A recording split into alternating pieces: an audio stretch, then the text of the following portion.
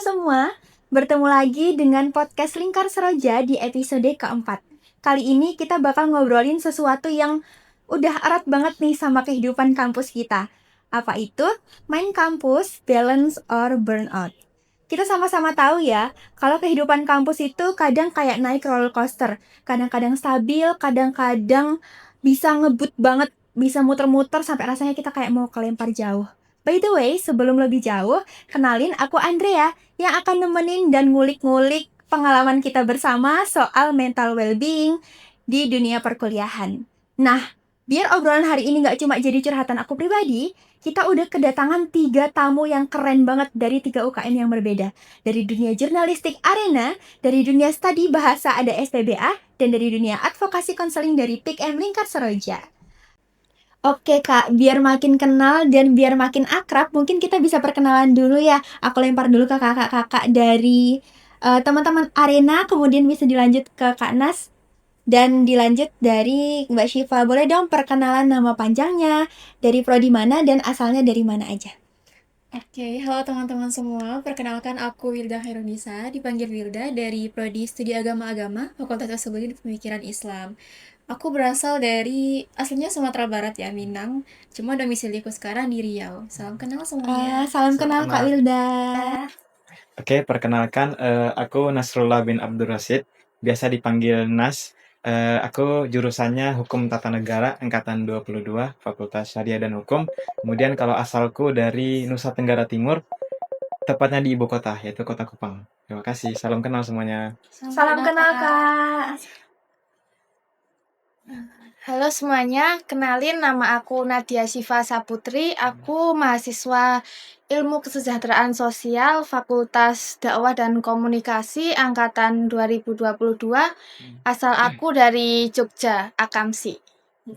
Oh, wah, keren banget. Ternyata kita berasal dari latar yang berbeda-beda ya Kak ya. Ada yang dari NTT, ada yang dari Sumatera, ada juga yang Akamsi ternyata. Nah, ngomong-ngomong soal perantauan nih teman-teman. Pernah nggak sih setelah kalian pindah ke Jogja nih, kadang kan ada momen-momen kecil yang bikin kita keinget kayak, wah, ternyata aku bener-bener udah ngerantau jauh dari rumah gitu. Pernah nggak sih teman-teman ini ngerasa kayak homesick setelah tinggal sendirian di Jogja? Dan biasanya kalau ngerasa homesick itu dalam bentuk apa gitu? Oke. Kalau mendengarkan kata homesick, emang gak jauh dari yang namanya ngerantau ya.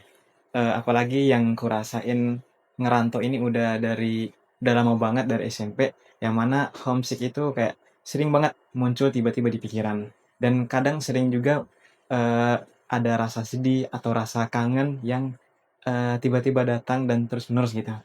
Cuman gak tahu kenapa aku ngerasa aku tuh lebih bersyukur punya keluarga di rumah ketika aku ngerantau, ketika aku jauh dari rumah. Padahal dulu itu kayak sering, "Ah, apa sih ngapain di rumah?"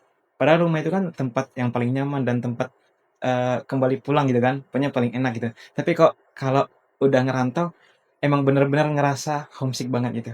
Bener banget. Tuh, jadi kadang eee, lihat lihat foto-foto kenangan pas di rumah, Iya. lihat foto-foto kenangan pas bersama teman main-main bareng. Nah, itu kayak tiba-tiba muncul, "Aduh, kok gue dulu gini ya?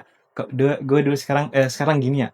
Jadi kayak, wah, ternyata hari-hari indah yang kulakuin sekarang sudah berlalu. Dan sekarang kayaknya kita udah fokus dengan dunia kita sendiri deh, gitu. Masing-masing juga masing. Heeh, gitu. Kalau Kak Wilda sendiri gimana nih? Kalau ngomongin soal homesick ya, itu pasti banget. Terlebih aku juga merantau sama kayak Kanas, kita lintas pulau. Em, Pengalaman merantau sebenarnya aku udah berpengalaman dari SMP sampai SMA gitu. Jadi buat merantau sebenarnya masih aman-aman aja, tapi homesick itu terlebih sekarang kan udah merantau ke Jogja yang udah jauh banget. Dulu tuh aku merantau ya paling di Sumatera aja gitu. Jadi apalagi di fase kuliahan ya merantau sekarang ini udah berasa banget ini fase dewasa aku gitu. Dulu kan merantaunya kita ya udah lintas provinsi aja di dalam pulau. Terus sekarang kayak ya pun aku udah dewasa sekarang gitu. Nah, biasanya tuh aku merasa homesick setiap misalnya kita habis kegiatan nih bareng-bareng sama teman-teman, diskusi kah atau misalnya rapat kah gitu. Terus habis diskusi kita balik ke kos sendirian gitu, terus malah ingat kayak biasanya kita di rumah lagi makan bareng, terus ceritain aktivitas hari ini ngapain aja gitu. Kalau sekarang pulang sendirian. Sendirian, Iya, bener-bener.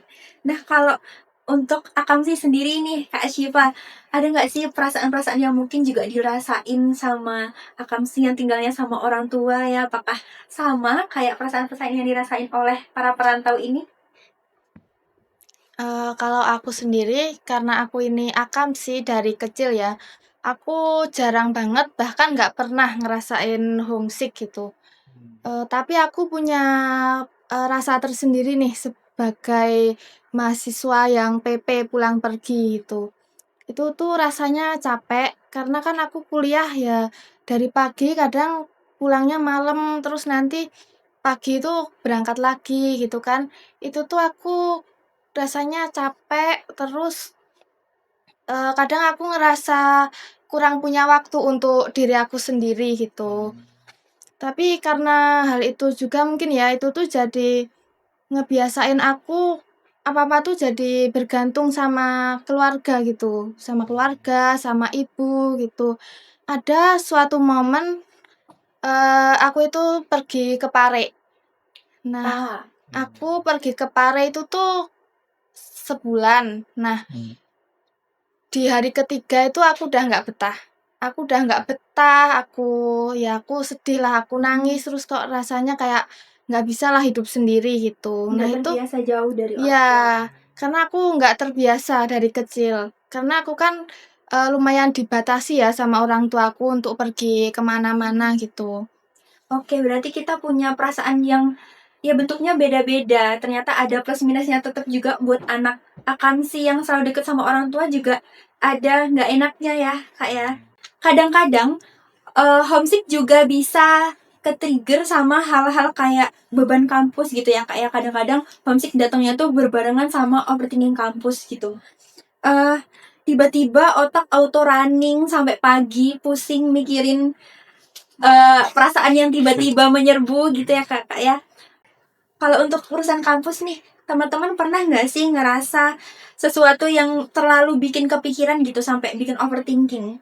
Overthinking ya, kalau overthinking sih aku ya kayak yang tadi aku bilang, aku akamsi, overthinking yang aku rasain itu lebih ke nilai. Jadi di perkuliahan itu aku kadang overthinking soal nilai aku. Kayak aku mikir, "Ih, aku takut deh nanti nilai aku berapa ya? Nilai aku bagus nggak ya?" Gitu. Kadang kita tuh udah ngelakuin, yang terbaik, terus udah ngerjain sebisa kita, kadang tuh tetep aja gitu ada perasaan overthinking gitu.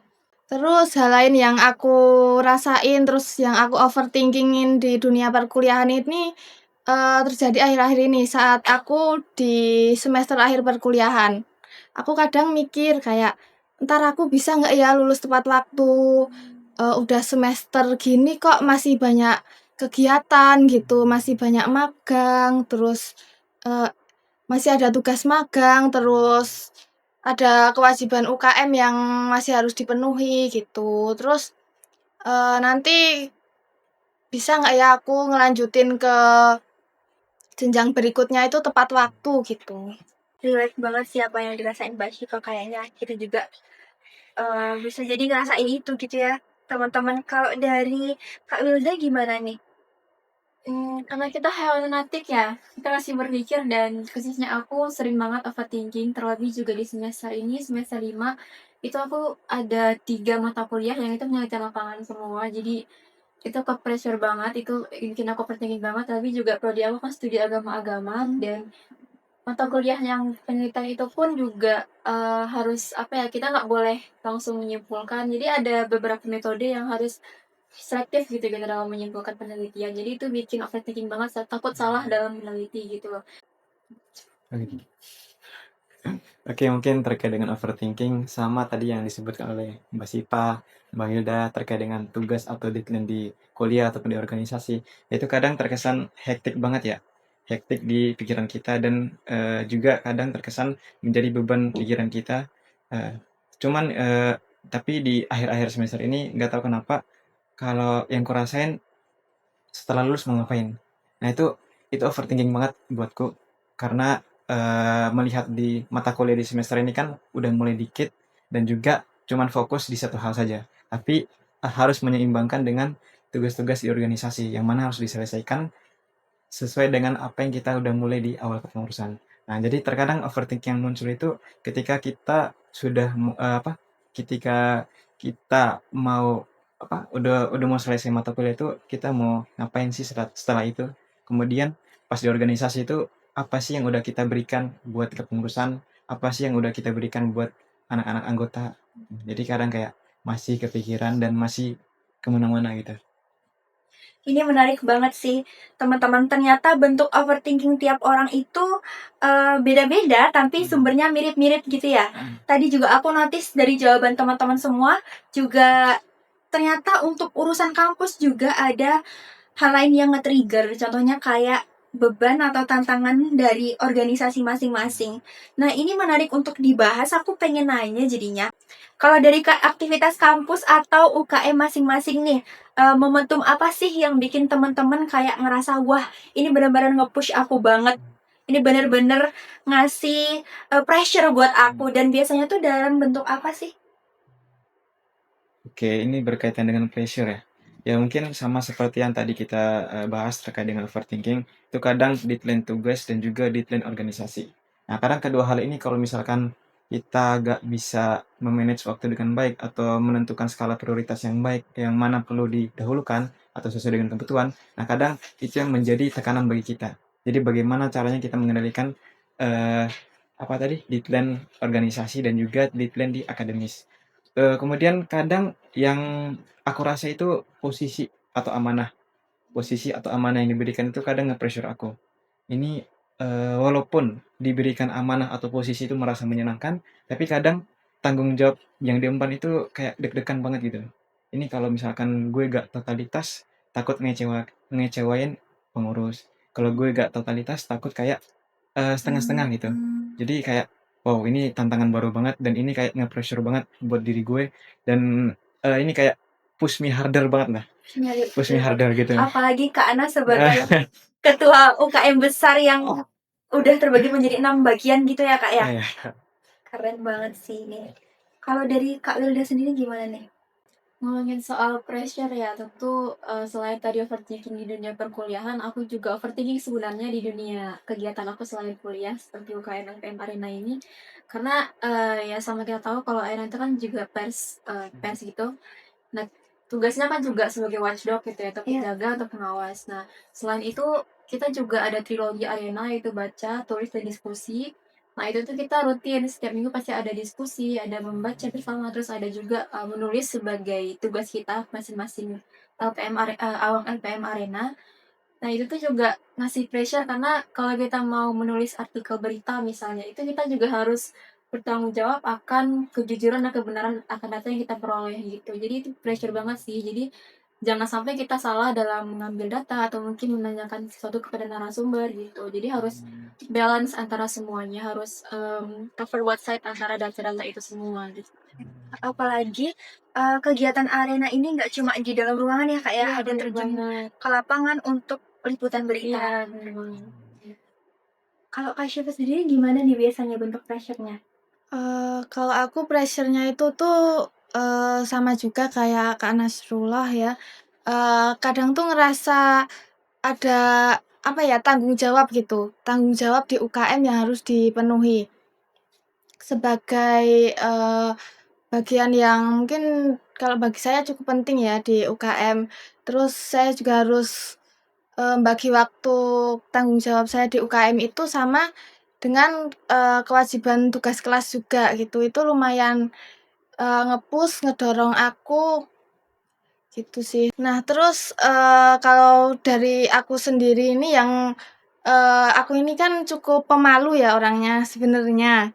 Itu aku tuh cukup pemalu, cukup introvert gitu. Terus aku tuh ngerasa dituntut gitu untuk selalu aktif, untuk selalu ngobrol juga dengan teman-teman yang ada di PIKM, terus harus aktif bersosialisasi.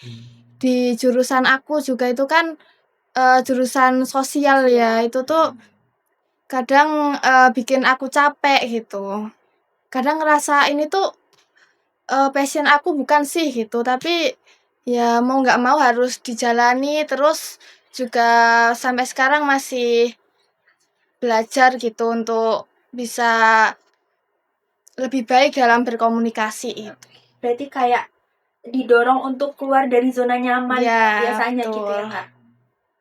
Ya karena kegiatan di arena itu banyak banget ya, kita juga harus meluangkan pikiran, tenaga, dan juga mental kita. Jadi aku tuh merasa kayak lagi kuliah di 2 tempat gitu lah. Selain di UIN, aku juga kuliah di arena gitu. Iya, Karena iya. saking padatnya dan juga kita tuh banyak belajar juga di arena karena diskusi pemikiran juga ada gitu setiap minggu. Seperti itu sih. Jadi UKM-nya sama-sama ya nggak cuma ngasih insight yang bagus ke kita, tapi juga ternyata ada tekanan yang jadi kita kayak tekanannya tuh bertubi-tubi ya Kak ya, nggak cuma dari kampus tapi ada juga dari organisasi UKM gitu. Jadi kalau tekanan numpuk nih teman-teman, biasanya eh ada nggak sih di titik dimana fisiknya oke, tapi mental kita tuh kayak ya Allah ini capek capek banget, bener-bener capek. Jadi aku mau nanya nih, pernah nggak sih teman-teman ngerasa burnout, ngerasa benar-benar udah kelelahan mental? Dan untuk teman-teman nih sebagai anak UKM atau anak organisasi yang aktif selain kegiatan perkuliahan di kampus, organisasi itu justru balance atau membuat kalian burnout? Untuk organisasi sendiri ya, jujur seperti yang aku bilang tadi, aku merasa kayak kuliah di 2 tempat, UIN dan juga arena. Tentu sangat banyak banget manfaat yang aku dapetin di arena, karena dari prodi aku sendiri yang studi agama itu kan lebih ke pemikiran. Sementara di arena itu kita selain juga ada diskusi pemikiran, kita juga melatih skill terutama menulis dan juga mengumpulkan data-data untuk tulisan seperti itu. Jadi kalau burnout-nya sih ada ya, karena eh, tadi itu persen-persen yang udah aku jelasin tadi, tapi di balik burnout semua itu aku juga mikir aku dapat banyak banget di arena, jadi gak apa-apa capek-capek dulu sekarang karena yang didapatkan itu lebih banyak dibandingkan apa yang dirasain burnoutnya itu sendiri. Oke, jadi Kak Wilda pribadi ini masih bisa mengatasi untuk hal itu lah ya. Iya. Kalau dari Kak Syifa gimana? Kalau kegiatan di perkuliahan terus di UKM itu jarang sih sampai membuat aku burnout. Paling capek aja kalau deadline-nya itu numpuk-numpuk, terus deadline-nya itu tuh harus segera dikerjakan gitu. Kalau sejauh ini aku ikut organisasi, aku ikut PIKM ya terutama, itu malah memberikan dampak yang baik kok buat aku. Aku di PIKM dapat ilmu-ilmu baru, terus aku nyoba-nyoba hal baru, terus ya pokoknya nambah pengalaman baru lah, kayak pernah jadi MC, pernah ngisi sosialisasi, terus kayak ini nih ngisi podcast gitu, itu kan aku jadi belajar gitu.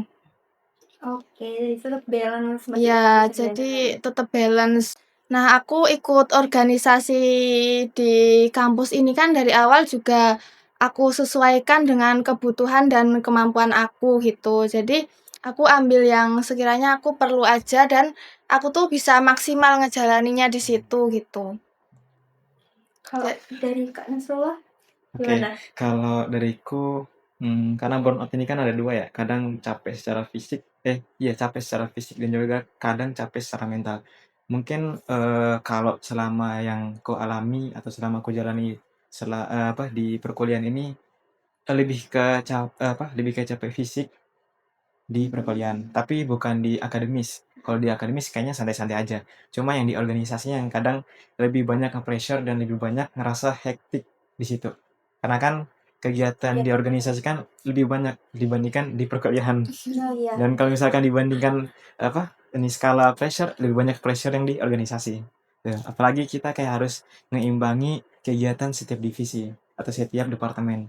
Divisi ini kegiatan ini, di departemen ini kegiatan ini. Dan kadang juga kayak burnout ketika kita ngelaksanain event-event besar atau event-event tahunan UKM. Mungkin kan setiap UKM kan punya event-event besar ya atau event yang menjadi gongnya UKM gitu, Iya, kayak benar. tahunan gitu. Itu kadang kayak, wow ini apa ya udah kita prepare, apa ya yang udah kita kurang di sini ya. Kadang kayak burnout-nya itu kayak secara fisik aja kayak, ini kayaknya butuh istirahat deh." ini banyak kegiatan di waktu ini deh. Ya kadang kayak satu hari banyak kegiatan atau satu hari kayak rapat dan rapat gitu kan. Makanya makanya kayak, pernahnya di sini deh kayaknya, secara fisik doang. Cuman karena lebih sering ketemu, kawan-kawan atau ketemu pengurus atau anggota jadi kayak itu diobati gitu. Jadi kayak burnout itu udah lewat doang gitu. Jadi kayak langsung terobati dan kayak, lebih enjoy aja kalau misalkan sudah ketemu dengan kawan-kawan, gitu. Jadi kayak misalkan, eee, kalau di organisasi itu kamu udah kita udah manajerial waktu ataupun menentukan skala prioritas di kepengurusannya masing-masing, insya Allah nanti kayak banyaknya tekanan atau banyaknya program kerja yang kita miliki itu insya Allah udah nanti enjoy aja, enjoy di momen gitu. Jadi kayak gimana caranya kita harus buat lingkungan yang nyaman dan gimana caranya kita membuat lingkungan yang saling percaya. Tuh, insya Allah nanti burnout itu kayak cuman lewat aja, tapi kayak eh, lebih ke enjoy walaupun banyak kegiatan gitu. Tuh, makanya kayak ini it's amazing sih. Tapi kalau lelah pikiran juga terasa nggak, Kak? Kalau lelah pikiran, terasa juga, ya terasa juga. Terasa. Apalagi kalau organisasi kan Sabtu Minggu ya, weekend juga tetap kegiatan. Iya, weekend, Nggak kayak weekday. kuliah yang weekendnya libur. Heeh. Oke, kalau pernah burnout nih, biasanya kita punya versi mengobati diri itu punya versi kita masing-masing. Boleh dong dari kakak-kakak bagi tipsnya kalau misalnya kalian berkenan, bagi tips untuk menyembuhkan diri lagi gitu dari rasa kelelahan yang dirasain. Mungkin menurutku yang pertama kita harus tahu ya, kita harus kayak bernama dengan diri sendiri sih, kayak kenali diri. Kita tuh kelemahannya di mana sih? Terus kayak apa, kemampuan kita tuh udah sampai mana sih? Jadi kemampuan sama kelemahan. Jadi kalau misalkan kita udah kenali diri itu, insya Allah nanti kita bisa kayak nyeimbangi kegiatan-kegiatan di organisasi. Sama juga, kita harus tahu kapan kita harus gas, kalau enggak kapan kita harus istirahat. Karena kapan kita harus gas dan kapan kita harus istirahat itu kayak bagaimana caranya kita dituntut untuk manajemen waktu sebaik-baik mungkin. Jadi pola istirahat itu menurutku juga harus dicukupi, harus diseimbangi dengan banyaknya kegiatan. Sama juga, eee, apa ya, hobi, kayak hobi. Jangan melupakan hobi Jangan kesenangan melupakan diri. hobi, betul. Jadi kayak udahlah jangan banyak kegiatan formal-formal, harus ada have fun juga. Karena Iya, kalau betul. misalkan formal-formal terus kegiatannya, kayak kegiatan-kegiatan serius, nanti ya pecah kepala kita nih kalau itu terus. Jadi kayak harus diseimbangi dengan kegiatan yang fun, kegiatan yang lebih cair. Nah kadang, menurutku yang lebih bisa mendamaikan suasana dan lebih bisa enjoy the moments itu ketika kita cair dan apalagi ketika kegiatan formal itu diselingi dengan kegiatan have fun. Jadi kayak formal iya, have fun iya, Iya, bersatu kayak balance enjoy, lagi-lagi ya, Kak, ya. balance gitu. Jadi sebagai bentuk healing juga ya, Kak, ya, melakukan hobi. Iya betul, healing itu kan termasuk self reward dan good appreciate buat kita. Bener banget. Kak Syifa gimana nih kalau dari Oke, kalau tips mengatasi burnout ya, mungkin secara spontan dulu kali ya, kalau bener-bener, spontan gitu pas kejadian, "Aduh burnout nih, nggak bisa mikir," gitu kan. Aku biasanya ya kasih secara spontan dan cepatnya dulu nih. Ini tuh aku ya tarik nafas, kayak afirmasi diri juga, kayak, "Tenang tenang, pasti bisa," gitu. Terus mungkin kedengarannya klise ya, tapi banyak-banyak istighfar gitu, astagfirullah astagfirullah, kayak gitu. Hmm, hal-hal eee, kecil yang iya kadang terlupakan justru itu yang harus segera dilakukan yang bisa dilakukan segera ya itu gitu ya. iya, terus ya afirmasi lain tuh kayak, "Ya Allah tolong berikan ketenangan," gitu, eee, ketenangan hati, terus, eee, berikanlah otak yang bisa berpikir dengan tenang gitu. Itu sih. Terus, sama juga kayak yang dibilang Nasrul tadi, jangan lupain hobi. Kalau aku sendiri itu, aku punya hobi juga. Aku itu kan suka ngerajut. Oh.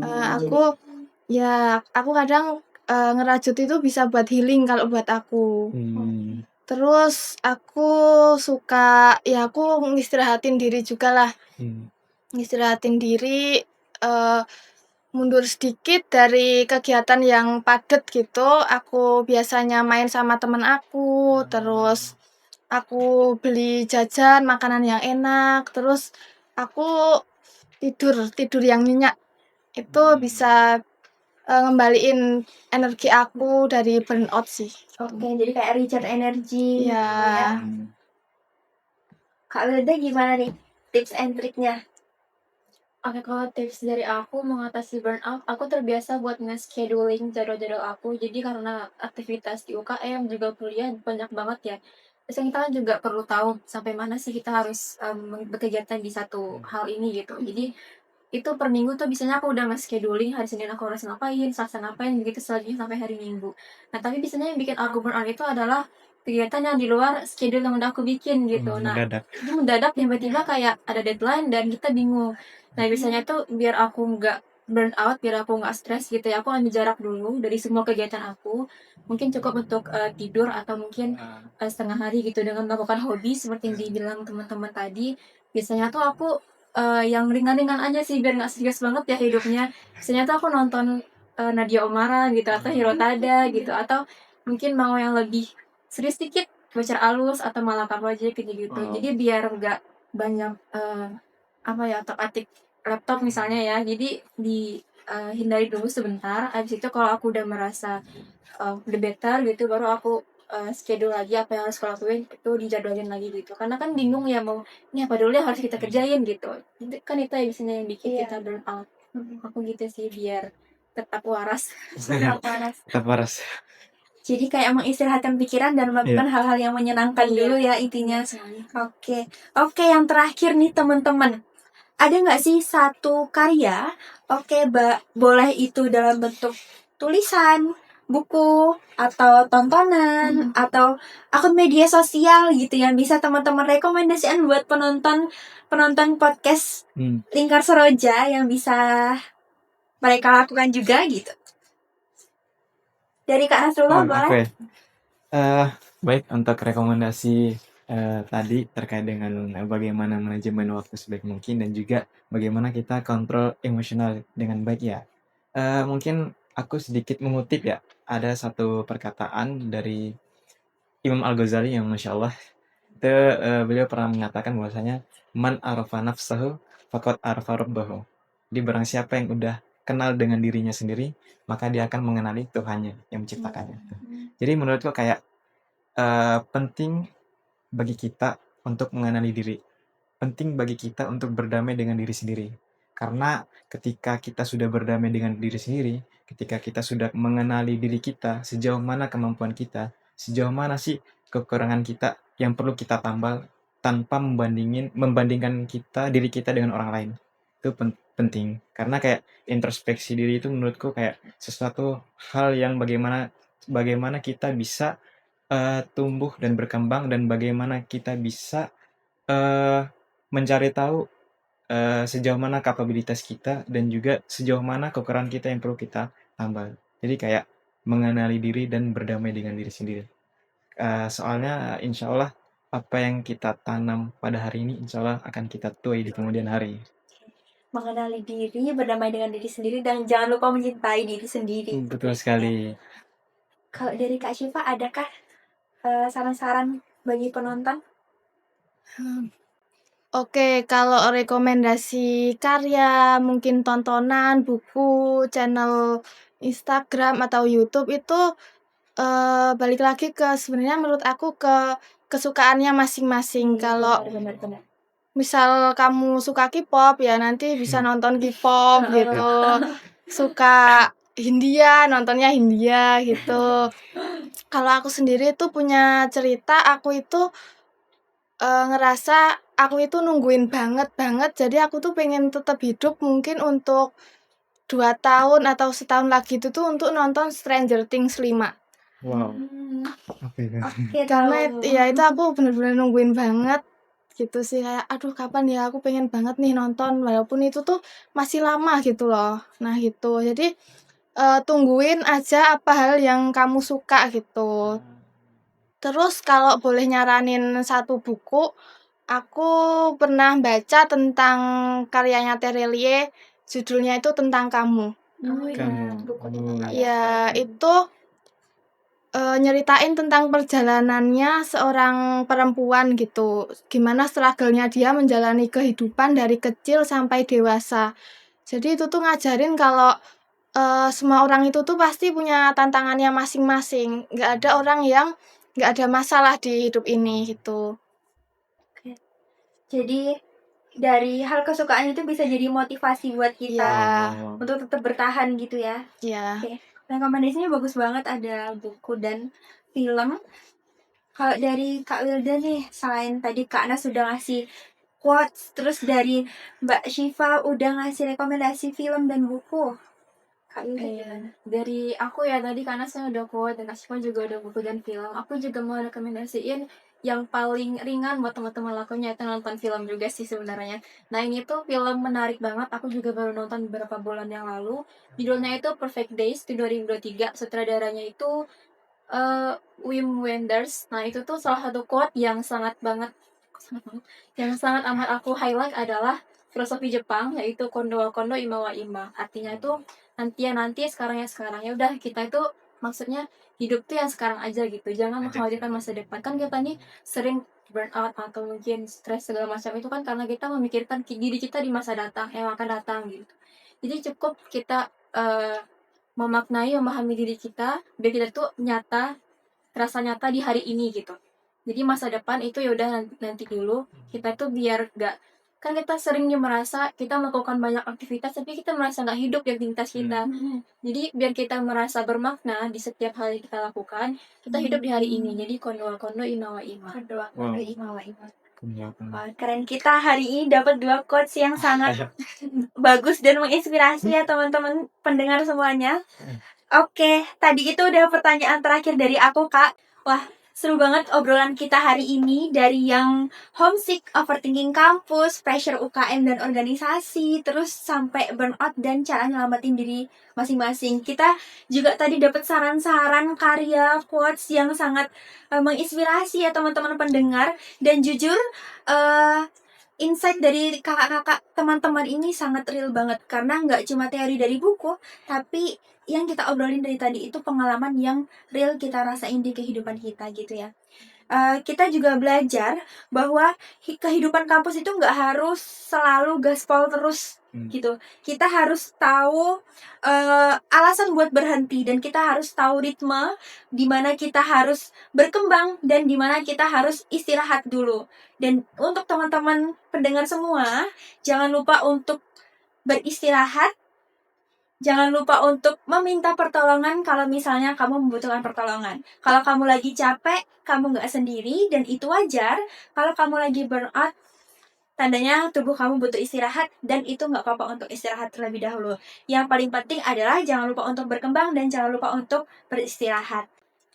Makasih banyak untuk 3 narasumber keren dari teman-teman LPM Arena, dari Kak Anas dari SPBA, dari PKM Lingkar Seroja yang mau datang ke sini dan kita ngobrolin hal-hal yang mungkin bagi sebagian orang itu susah untuk diobrolkan, untuk diceritakan gitu. Makasih banyak.